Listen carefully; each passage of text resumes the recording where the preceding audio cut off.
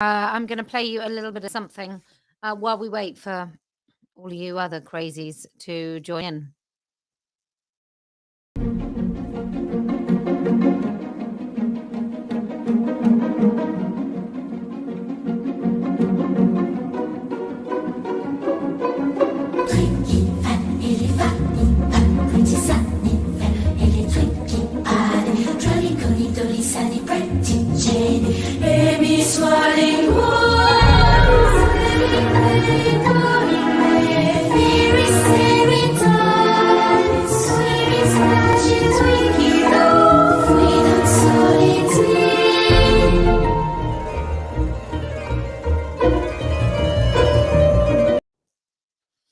Oh gosh, I'm terribly pink.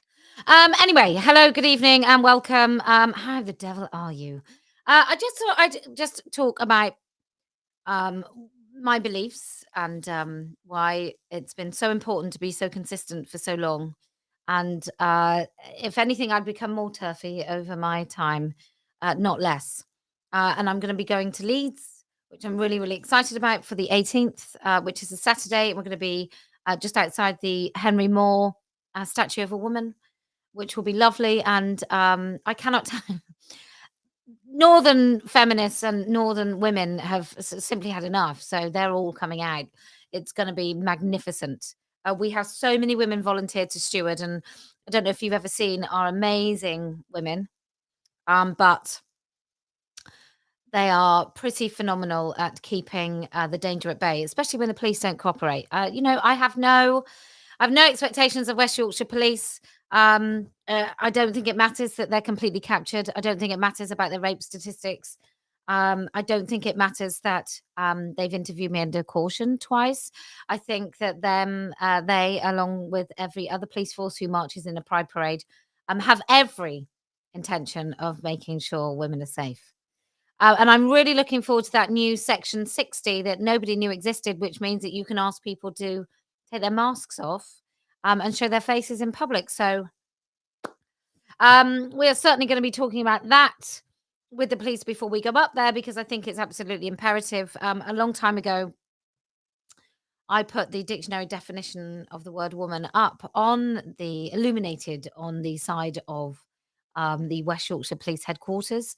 So, and I put it on that museum, and actually where we're on that gallery, and when we're going to talk in Leeds is where I was arrested. So it's a beautiful thing. Now, I want to talk about the importance of being honest. I want to talk about some of the language that I really think it's important to get right. Not everybody does. Some people don't mind using female pronouns for men. Some people don't mind using the word woman to describe men, or trans woman to describe men. And I'm going to tell you why I don't do it, and I'm going to advise you not to do it also. I think it becomes really disorientating for people in this debate if we start not really talking about what we're talking about. We're not talking about a vulnerable minority of people trying to use a toilet. We're talking about AGPs going in spaces with your daughters. We're talking about men using women's toilets.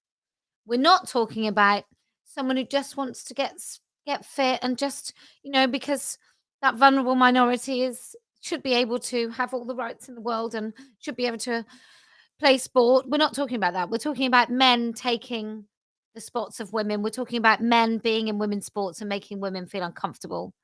We're not talking about trans women can't play sports. We're talking about men cannot participate in female-only sports because it makes it more dangerous for women. It makes it less accessible for women. It means that women don't want to go and join those sports and play those sports and be in those spaces because there are men in those spaces.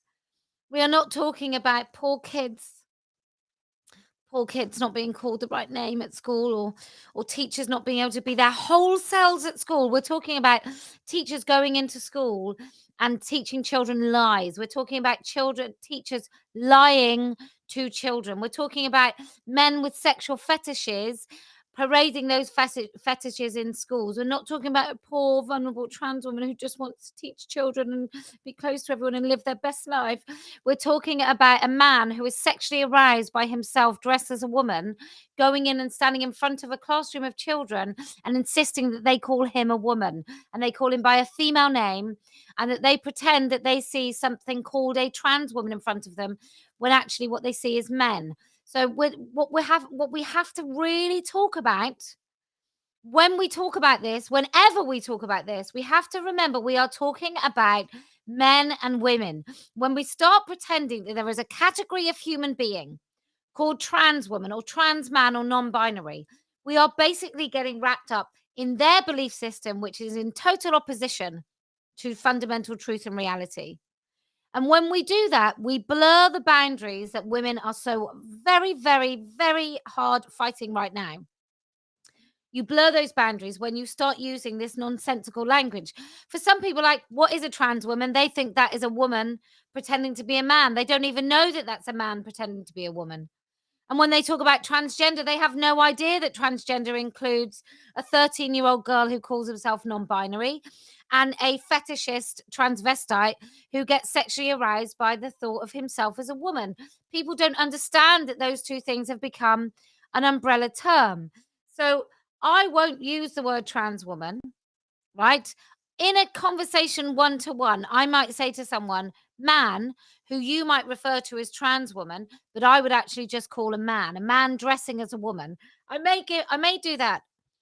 But I just want to be really, really clear that when you use the word trans woman, you actually pay lip service to this idea that there is a culture, there is a set of humans living this country who face enormous levels of oppression and harassment and threats. And that's it's just not true. And when we talk about those people, the sort of people that talk about that instantly dismiss the concerns of women for those men. So even really when you scrape all the layers of language that people use, they also acknowledge that they're talking about men, because those men instantly become far more important. Those men imposing themselves in women only spaces becomes far more important than the women in those women only spaces who will no longer like it. So I just wanted to go through and remind you why it's really important that we don't use the word trans woman or trans. Because what does it really mean? Like, what does the word trans mean? It's like a state of change. Well, there is no such thing as a state of change. There is no such thing as changing from a man into something else. There might be, you might change the role. You might pretend to be something. Um, it's just, it really muddies the water, and I always slightly am jarred by this idea that some man can be called a trans woman. It just doesn't make sense. And actually, often what you'll find is when people use the language of trans language, they hardly mention non-binary. And well, who does? I mean, like, you have to be some level of stupid to even think non-binary is a thing. But uh, people aren't talking about trans men when they're talking about rights that supposed trans people don't have. What they're talking about when they go trans people is they're talking about men entering women only spaces. Nobody's talking about women entering men only spaces. Nobody's talking about women entering men's sports. Nobody's talking about men being afraid of women in their spaces, or men not wanting to undress, or women going in men's toilets and masturbating and putting bodily fluids on the toilet seats or the toilet roll or the toilet walls. Nobody's talking about women going through bins in men's toilets to fish out things to be sexually aroused by, to shove into different orifices that women might have. Nobody's talking about that. They really are talking about men pretending to be women. So I just think it's really, really important that we keep reminding everyone what we're talking about. We are talking about men in women only spaces. And I have no desire for those men to have any easier access to any women only space. I have no desire that those men should ever use women's language. I have no desire to ever include men when I talk about a women's anything. Um, I don't think there is ever a need for a women only anything, no matter what it is, whether it's from hobby horsing or to gynecological smears. As far as I'm concerned, there is no space that is created for women only, that's carved out for women only, even a knitting circle that ever needs to consider somebody who puts on a dress and pretends to be one of us. Needs to have access to those spaces. Those spaces would then not be women only, they would be mixed sex spaces. And look, if you want to go and live your best life and you want to invite men parading their fetish, pretending to be women, and you want to say that those men are welcome in your space is fantastic. Go and make a mixed sex space. But don't expect anyone else, whether it's proportionate or not, the proportionate element of whether or not women can keep a boundary, a tight fence around who they allow in their women only space. Um, the only important thing there, the proportionate desire there, the proportionate need, or aim and objective of that women only space is the fact that it's women only, and that is proportionate. That is quite acceptable. That's perfectly fine by me. There's no women in a knitting circle who are deciding the fate of the country. So it's not quite the same as it was in the 1950s, 60s, 70s, 80s when women tried to break down some of those barriers. And actually, I will say it, ladies, I think we actually went a bit too far when it came to some of the men only spaces that we actually wanted to dismantle. I think we should have let them have theirs and created little power vacuums of our own. But that's just me. Now, when it comes to everything that we do here at Standing for Women and Let Women Speak, when it comes to what we do here, there is no compromise on language. There is none. There is no I'm I'm neither invited nor desire to go to places where it is routine to use language like that. It doesn't make any sense to me. And that's why no political party is okay by me. Because often if they like there's a few fundamental things that I hold very dear. The first and foremost is the safeguarding of children, and the rights that women have, recognized with the use of language, female only language. I want to retain that all for us, right? That's just for women. So those two things are really, really important. Another thing I think is really important is surrogacy. That's another women's boundary, women's autonomy issue. Um, and beyond that, there aren't too many things that would well, no, there aren't too many things that would totally change my opinion about someone, and surrogacy isn't even one of those. I just think people are ignorant about the issue.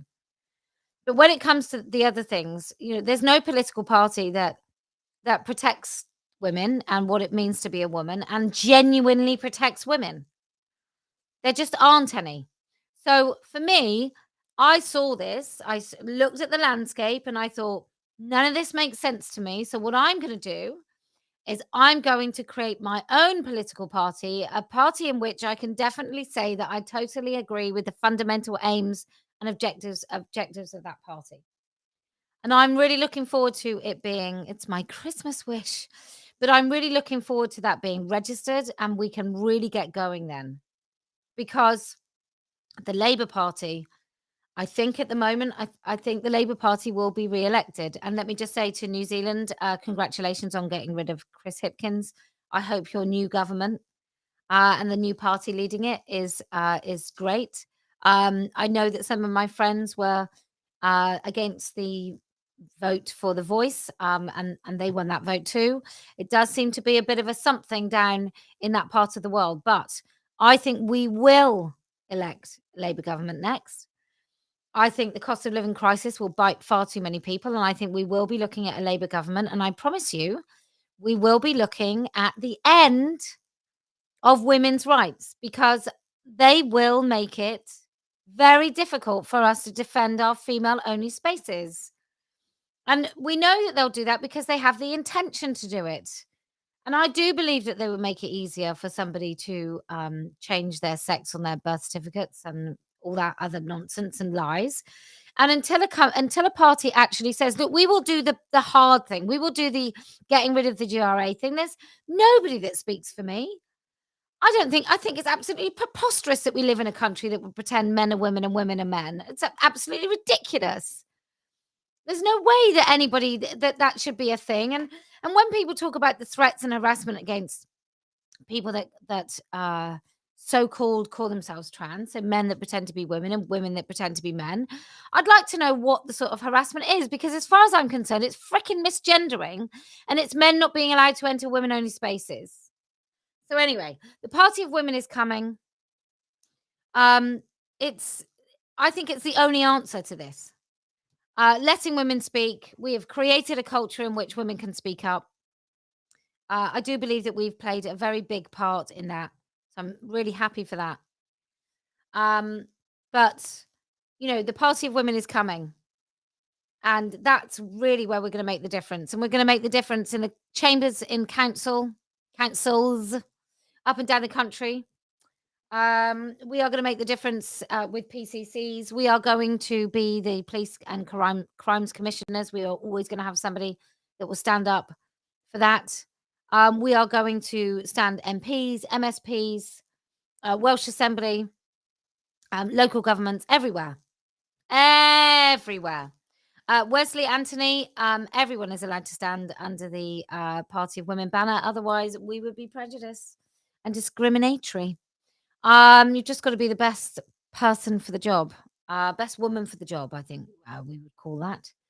Anyway, I I just felt it really necessary to clarify when we use the word trans woman, what we actually obscure, and what we obscure is the fact that it's men in these spaces, and we obscure the fact that this is a men's rights movement, and we obscure the fact that these men use children as their human shields, pretending that their fetish doesn't exist. Because look, little Johnny, age 3, also was born a female.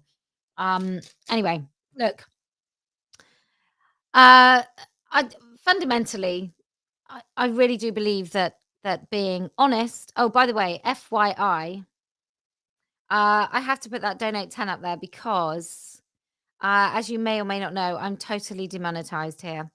So if you can, um, keep your very clear thinking very clear and not muddied at all by words that really don't mean anything, that are not honest. And then I promise we will win. If you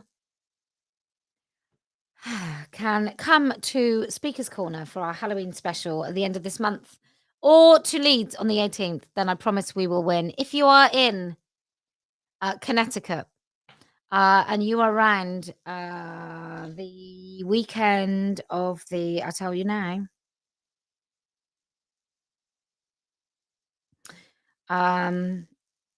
Okay, if you are in Connecticut around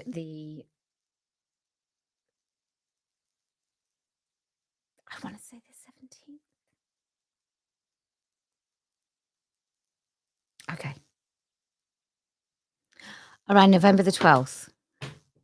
And you would like to help organize a Let Women Speak event. That's November the 12th, so you haven't got long. Then do get in touch via the website. That's standingforwomen.com. Go to our contact form and put in the box that you want to talk about Connecticut event. We need some people on the ground to talk about where would be best to hold it. But that's what I'd like to do. I really feel like I haven't been to America for quite some time, so I'd love to go. Where in Connecticut? Well, you tell me. Okay. So if you can help with that, put your name forward. We would love to hear from you. As for the rest of you, oh my goodness, Christmas is coming faster than you could ever imagine. And here at the Let Women Speak org, we are really getting ready for some pretty wonderful. I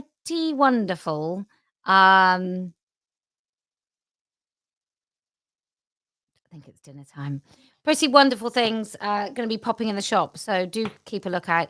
Look, if you can do all this, if you can come out and stand in Leeds in the freezing cold, where I was once arrested, then I promise we will win. And do you know why else we're going to win? Because I Never.